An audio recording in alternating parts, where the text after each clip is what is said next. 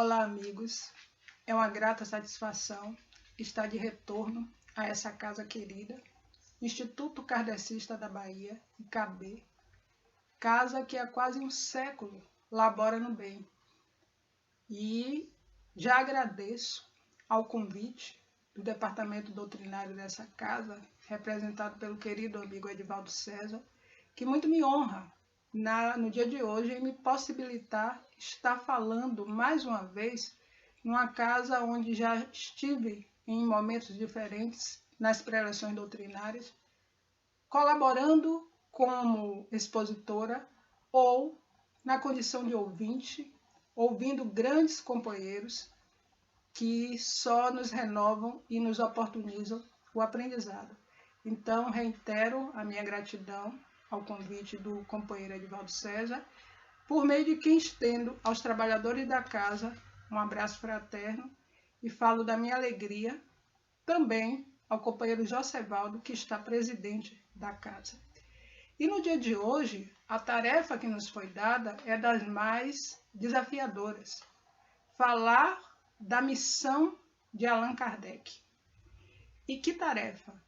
Porque o professor Hippolyte Léon Denisard Rivail, assim era seu nome, nascido a 3 de outubro de 1804, vem com uma tarefa das mais nobres e significativas, que é a de abrir caminho ao Espiritismo, a grande voz do Consolador prometido ao mundo trazido por Jesus. Ele vem com a tarefa da divulgação dessa doutrina maravilhosa. Mas, para entendermos o trabalho de Kardec, eu gostaria de fazer aqui um recorte, a princípio, sobre a palavra missão. Missão significa incumbência, que alguém deve executar a pedido ou por ordem de outrem. Então, vejam bem, este homem vem com esta incumbência de nos trazer notícias de um mundo que para nós passa a ser, deixa de ser uma incógnita para ser a fidedignidade da expressão de amor e de aprendizado. Então, missão de Allan Kardec. Então, nós já, pelo termo missão, de saber que é incumbência, nós já começamos a entender o trabalho digno e nobre deste homem. O professor Rivail, ainda menino, é conduzido, ele nasce em Lyon, na França, filho de uma família de católicos, seu pai era juiz, e ainda menino ele é encaminhado para Yverdun, na Suíça, para estudar com o nobre educador Pestalozzi. Pestalozzi, que tinha um trabalho de renovador na educação. Pestalozzi, que acreditava em uma educação libertária. Pestalozzi, que via o ser e não ter como um produtor de conhecimento, como alguém que estava no contexto de mundo. Então, é para esse instituto, na Suíça, que o menino Rivaio é encaminhado para estudar.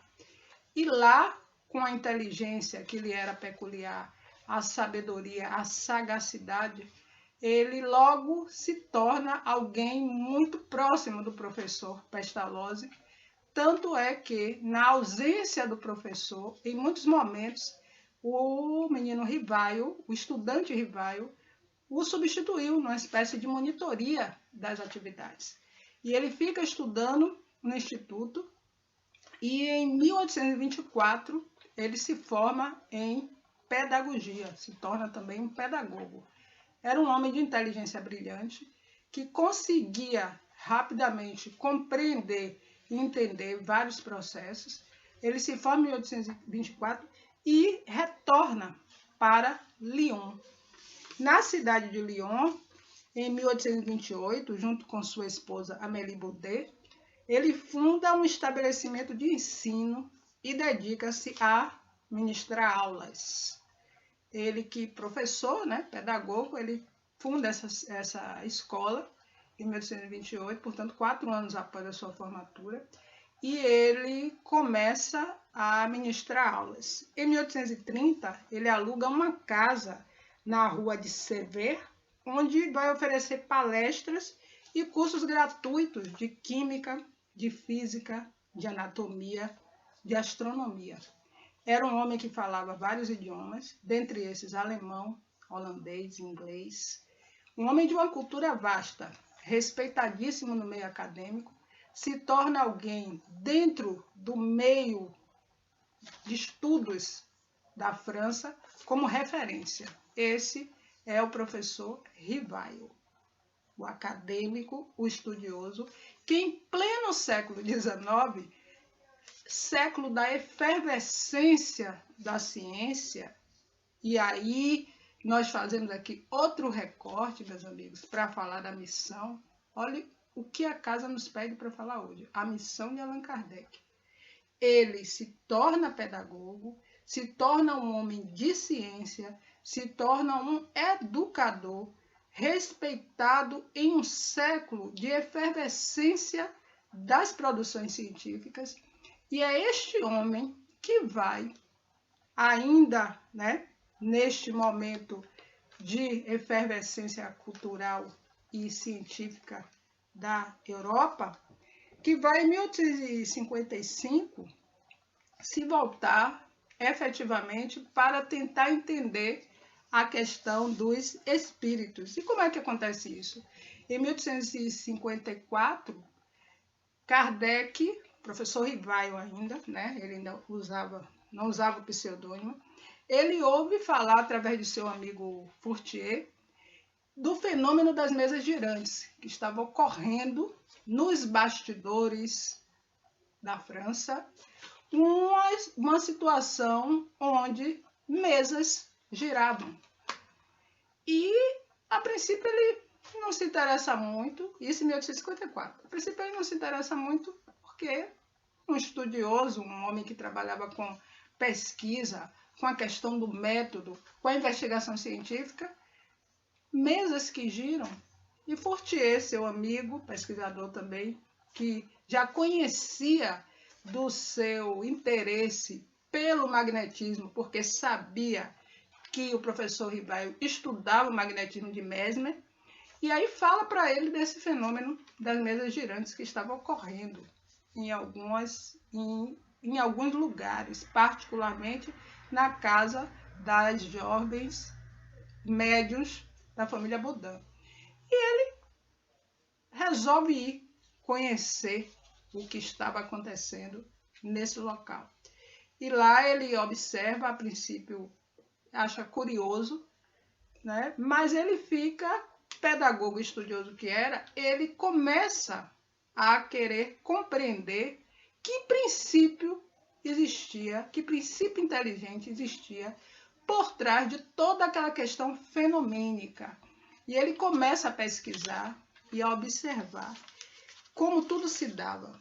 Em 1855, ele se volta efetivamente para o estudo das mesas girantes, dedicando-se à estruturação de uma proposta de compreensão da realidade, porque ele observa o seguinte, que por trás de toda aquela questão, né, de fenomênica, de toda aquela estrutura que para alguns era uma situação de palco, né, para ele existia algo além de todo aquele processo, que não era um processo hipnótico. E ele começa efetivamente a pesquisar, a estudar.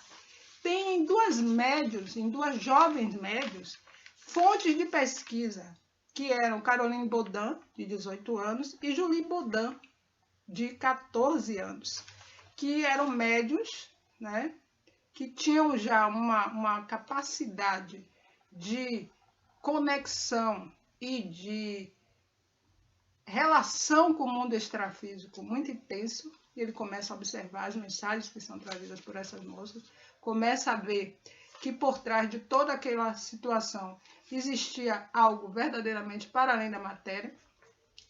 Mas ele quer dar um caráter científico à situação, uma vez que ele era um pedagogo, um estudioso, e que pretendia, a partir de então, ver a veracidade daquela situação. Então, ele vai empreender o trabalho científico e ele queria fazer tudo de uma forma que a compreensão da realidade fosse baseada na necessidade de integração, peço licença para ler, entre os conhecimentos científicos, filosóficos e moral, com o objetivo de lançar sobre o real um olhar que não negligenciasse nem o imperativo da investigação empírica na construção do conhecimento, nem a dimensão espiritual e interior do homem. Olha que missão, olha que tarefa. Mostrar que, por trás das mesas girantes, existia um princípio inteligente, cujo caráter científico, como ele diz aqui, filosófico e moral, precisava ser compreendido, precisava colocar a investigação empírica, ou seja, a base do estudo, a base da investigação, a base da questão científica como algo pontual, para não ser ilusório, nem a construção de uma situação que fugisse à proposta que ele sempre teve de ser um estudioso, um pedagogo, né? E não cair em uma situação de armadilha. Ele queria organizar, vejam que missão, vejam que tarefa difícil, árdua, mas belíssima desse homem. Observar aquele princípio inteligente e empreender a questão empírica da observação na construção do conhecimento, sem perder a dimensão espiritual que existia em todo aquele processo. Então, ele começa essa pesquisa, começa a observar muito as duas jovens, que também traziam as informações, e começa a fazer os seus registros. Registros cujo objetivo era o quê? Poder ter a fidedignidade de um processo que fosse posteriormente em uma publicação respeitado e compreendido, não como uma brincadeira, não como algo subjetivo, mas que existia todo um contexto de uma investigação onde a seriedade do trabalho precisava ser o quê? Vista e respeitada. Então ele começa a fazer os registros, observando essas duas jovens, vendo as informações que vinham do mundo espiritual, e Dona Ruth Jafé é que vai auxiliá-lo na revisão da obra que ele estava por construir. E, uma vez feitos registros suficientes para uma possível publicação, ele, o professor Rivaio, entra em um pequeno conflito, que na verdade é de uma seriedade muito grande, porque existiam dois fatores aí para serem analisados. Ele era um homem respeitado no meio acadêmico, era um homem respeitado na sociedade parisiense de estudos, né? Ele era um homem que tinha todo um contexto de vida baseado em princípios éticos e morais. Para lançar seu nome à frente de algo que era uma novidade total e que trazia um arcabouço de informações de um outro contexto muito diferente do que ele até então trabalhava, como fazer para que essa obra não fosse consumida e comprada e procurada porque tinha o registro do nome Rivail, que era uma referência, né? E ao mesmo tempo poder preservar todo um contexto, todo um trabalho que tinha sido construído e que fosse respeitado sem necessariamente ter uma vinculação do seu nome, porque existia um conflito aí nessa situação. E o professor Rivaio, em um momento, né, de um encontro mediúnico, ele é informado pelo espírito Zéfiro de que ele havia convivido com Zéfiro em uma outra encarnação na cidade da Gália, ele era um druida, cujo nome era Allan Kardec. E ele, a partir dessa informação, ele adota esse pseudônimo e, quando lança o trabalho, lança com o nome de Allan Kardec. Este trabalho de registro, que no dia 18 de abril de 1857, vai representar o lançamento de uma obra fenomenal, denominado Livro dos Espíritos. O Livro dos Espíritos, que nós conhecemos atualmente com 1019 perguntas, a princípio, quando da sua primeira publicação, ele sai com um pouco mais de 500 perguntas e respostas. Esse primeiro lançamento, ele é queimado, ele é destruído por muitos que não aceitavam essa situação. E vejam, que interessante.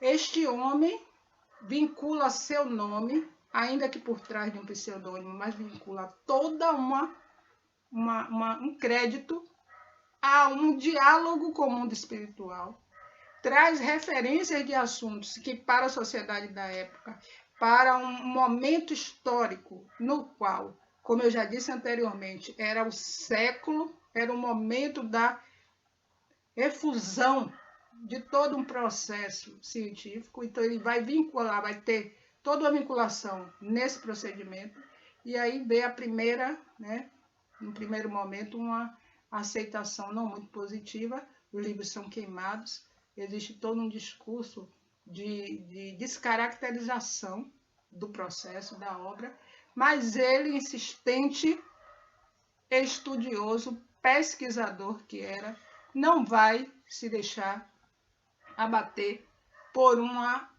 adversidade que surgiu.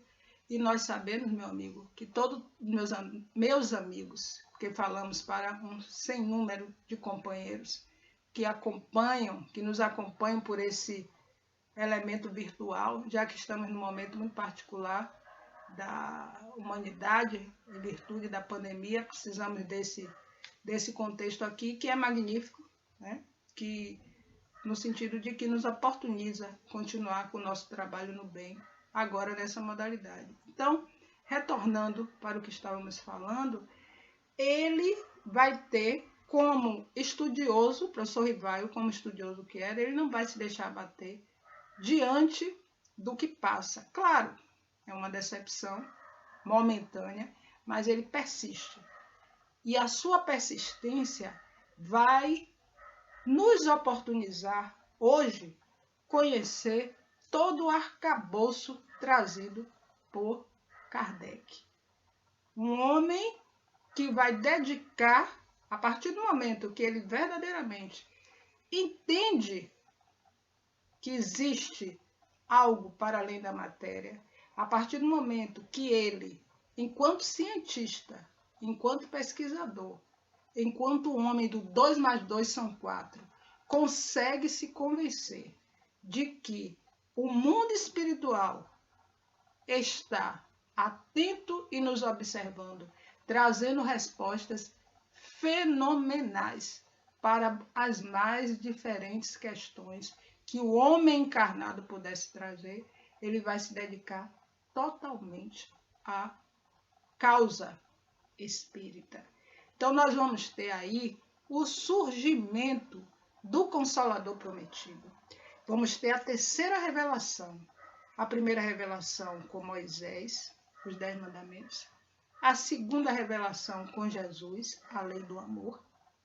A terceira revelação com Kardec, que nos traz o Consolador Prometido, que será responsável em divulgar a lei do amor trazida pelo Cristo. Então, olha a missão deste homem. Missão de ter que vencer as adversidades, a hostilidade do meio científico, né? De ter que mudar toda uma trajetória de vida, porque vinha em um caminho de trabalho no qual a pedagogia, o ensino, a forma de lidar com as questões científicas eram muito intensas na sua vida, e ele agora vai trabalhar para dizer de uma doutrina trazida pelos espíritos que tem um caráter filosófico, que tem um caráter científico e que trabalha muito intensamente com questões morais. E aí nós vamos ter, meus amigos, o Livro dos Espíritos, que é o carro-chefe para todas as outras obras que o nobre codificador irá organizar para que hoje nós tenhamos a oportunidade de conhecê-las. O Livro dos Espíritos, que nos traz perguntas essenciais para o nosso entendimento e a nossa compreensão de mundo. A partir da a primeira pergunta do Livro dos Espíritos, que é Deus? Observem que o nobre professor, o pesquisador, não vai perguntar, vejam a sutileza, a ousadia e, ao mesmo tempo, o empreendimento de uma força muito grande quando ele pergunta às entidades angélicas: que é Deus? Ele não pergunta quem. Ele pergunta: que é Deus? O que os espíritos respondem: causa primária, em algumas traduções, causa primeira de todas as coisas. Inteligência suprema. Fantástico. O Livro dos Espíritos, que tem na questão 621, onde estão escritas as leis de Deus? Olha o que Kardec pergunta. Excelente. Onde estão escritas as leis de Deus? O que os Espíritos respondem? Na consciência. O Livro dos Espíritos, que na questão 625, Kardec interroga as entidades angélicas. Qual a maior representação de homem que já foi trazida para nós neste mundo de encarnados? O que os espíritos respondem? Em algumas traduções, vede Jesus, em outras, Jesus. O Livro dos Espíritos, que traz as leis morais, lei de conservação, lei de destruição, lei divina e natural, lei do progresso e tantas outras, são 10, que vem nos chamar a atenção para a necessidade de entendermos o que é essencial nas nossas vidas. O Livro dos Espíritos, que na questão 718 Kardec pergunta às entidades angélicas: a lei de conservação obriga o homem a prover as necessidades do corpo? O que os espíritos respondem: sim, porque sem força e saúde, impossível é o trabalho. Este é o Livro dos Espíritos, com 1019 perguntas, onde nós vamos nos debruçar todas as situações, meus amigos, das quais precisamos de respostas, ali estão.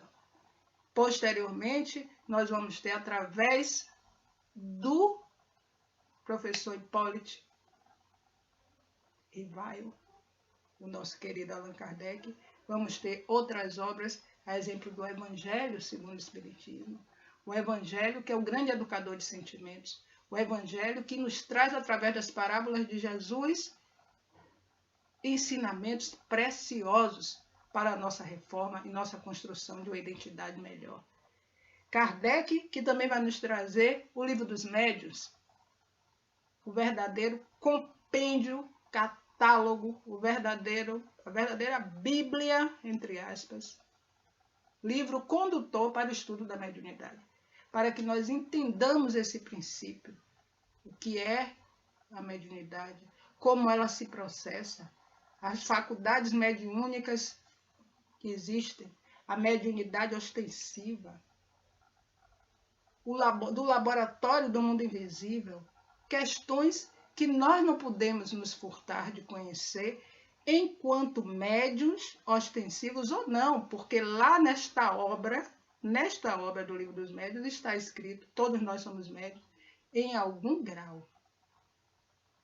Kardec, Livro dos Espíritos, Evangelho, Livro dos Médiuns, Kardec que vai nos trazer o Céu e o Inferno, obra referência para entender os mundos felizes, escala espírita, uma série de depoimentos trazidos por espíritos que passam pelas várias escalas, nos dizendo dos processos de crescimento e de construção de um mundo melhor. Kardec que vai nos trazer também a Gênese, que é todo um compêndio científico sobre a formação dos planetas, sobre toda a formação geológica, fantástica, obra fantástica. Estou tendo a oportunidade de estudá-la mais uma vez, com riqueza de detalhes e vendo, à medida que nós vamos, porque o estudo não se esgota. O estudo é eterno e ininterrupto. Mas para que estudar? Já sei tudo. Nós não sabemos. Quando nós dizemos para nós que sabemos tudo, existe algo muito confuso que precisamos rever conceitos, porque a ciência não se esgota e a doutrina espírita tem uma base científica. Se tem uma base científica, o estudo é eterno. E a própria espiritualidade já dissera, já orientara a Kardec de que quando a doutrina não der conta de determinado assunto, que nós fiquemos com a ciência. Olha a responsabilidade. A ciência não se esgota. Então, nosso estudo é eterno. Casa espírita que não privilegia no sentido de não dá força, não estimula o estudo, tem algum problema que precisa ser dirimido. Porque a casa espírita é um grande educandário, onde nós estudamos e nos educamos diariamente. É um grande hospital, onde todos nós estamos em tratamento todo o tempo, é um pronto atendimento.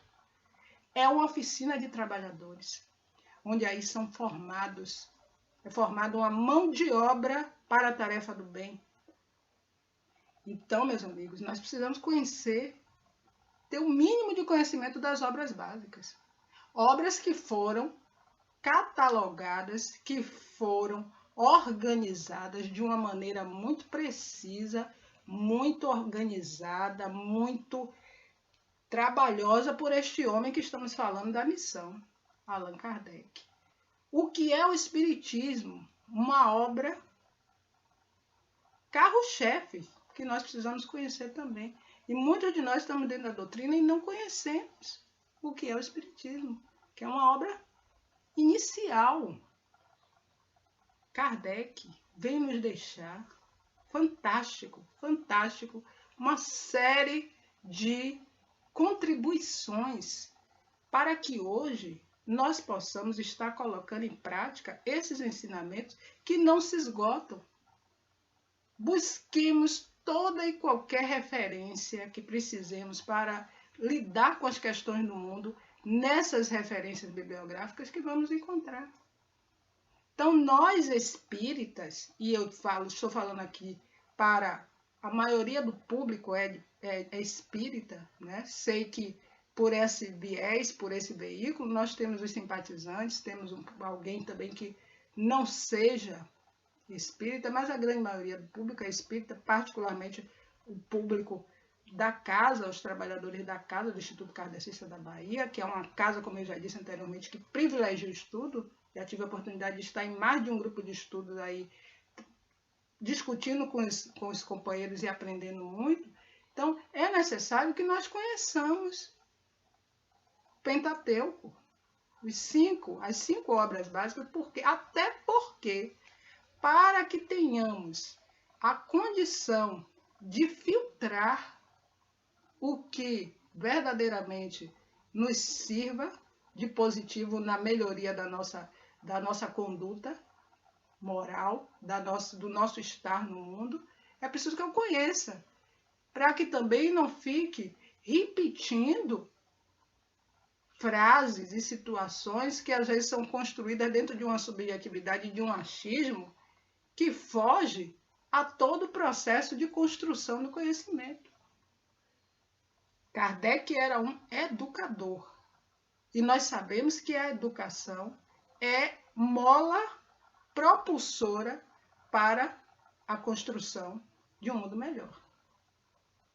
Jesus, pedagogo por excelência, que educava pelo exemplo. Então nós temos Allan Kardec, um homem à frente do seu tempo, que nos trouxe a oportunidade de conhecer a doutrina dos espíritos, de nos debruçar sobre o que há de mais sutil para compreendermos o nosso papel no mundo.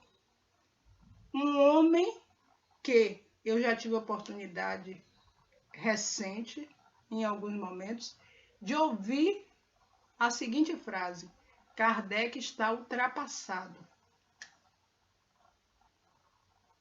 Ultrapassado, será mesmo que está?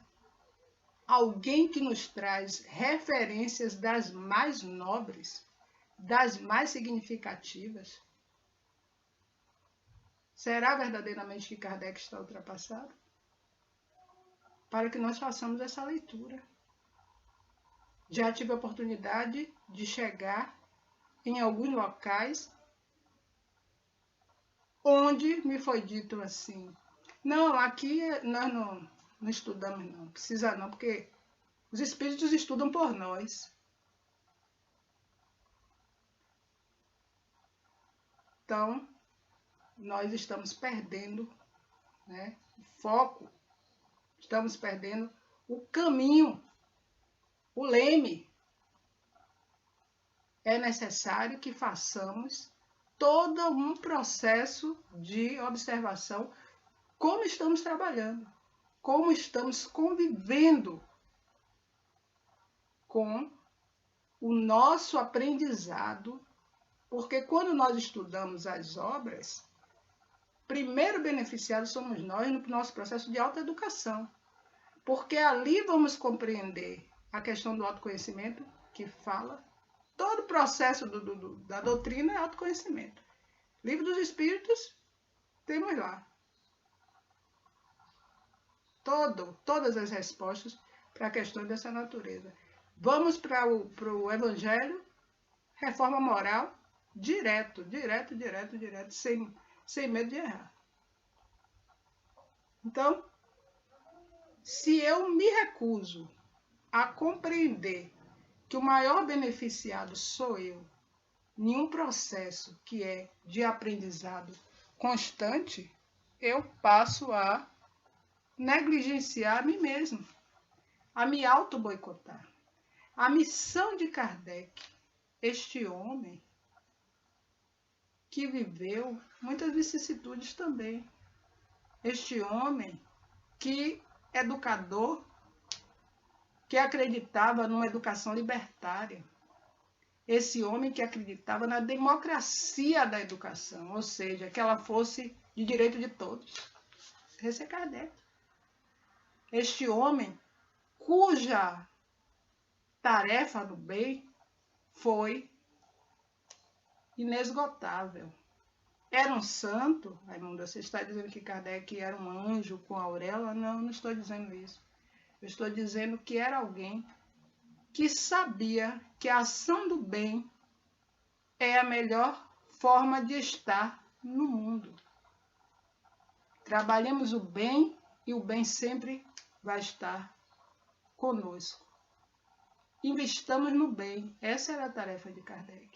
A missão de Kardec, quando a casa pede que nós falemos, para além de toda a codificação, de todo o processo de organização das obras básicas que nos chegam e que nos estão nas nossas mãos para o nosso aprendizado, é falar de um homem que trabalhou o amor,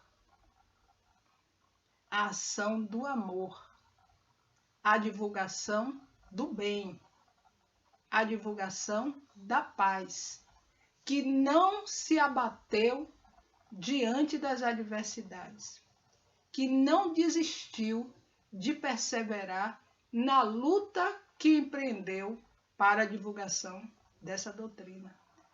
Que, quando teve os primeiros volumes do Livro dos Espíritos queimado e repudiado, não abaixou a cabeça e desistiu, que perseverou, que continuou, que atuou sempre no bem e para o bem. Esse é Kardec. Esse é o homem que deixou um legado de amor, de solidariedade, de perseverança, de luta, que nos trouxe a oportunidade do conhecimento. Conhecimento que liberta, conhecimento que nos deixa verdadeiramente cientes e conscientes do nosso papel no mundo. Portanto, meus amigos, entendamos que a missão deste homem foi muito mais do que codificar, foi divulgar e estender para todos nós um aprendizado que ele não reteve, que ele distribuiu, porque soube desde então que a confiança depositada pelo mundo espiritual no seu trabalho era para que ele divulgasse e nos fizesse cientes e conscientes da oportunidade que nos foi dada pelo mundo espiritual.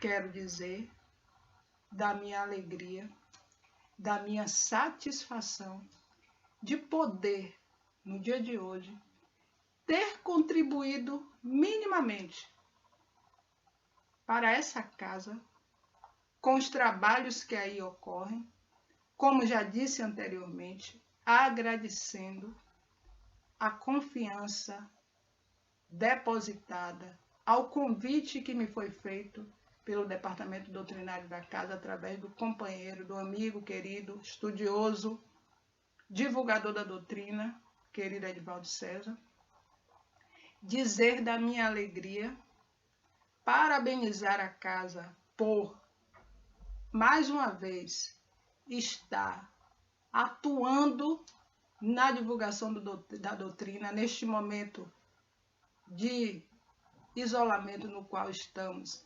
isolados sim, solitários, jamais.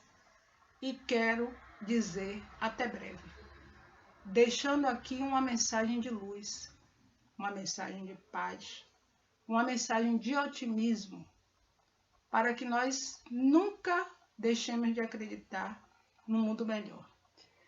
Vou fechar o nosso bate-papo com a mensagem do livro de Lorival Lopes, Preces da Vida, onde ele nos diz o seguinte: ser otimista. Senhor, o otimismo é alimento da alma, fonte de inspiração, progresso e vida, e tu és a fonte do meu otimismo. Convicto de que estás em mim, absorvo do que és, aprimoro o querer, vejo com olhos de esperança. Abençoa-me, Senhor, para que sempre escolha o lado bom, o da ajuda para alguém, o da solução dentro do problema, o do futuro simpático. Livre de incertezas, insucessos e imperfeições, o meu íntimo respira aliviado. E o alívio, a leveza de pensamento, a fruição, faz-me alegre e esperançoso.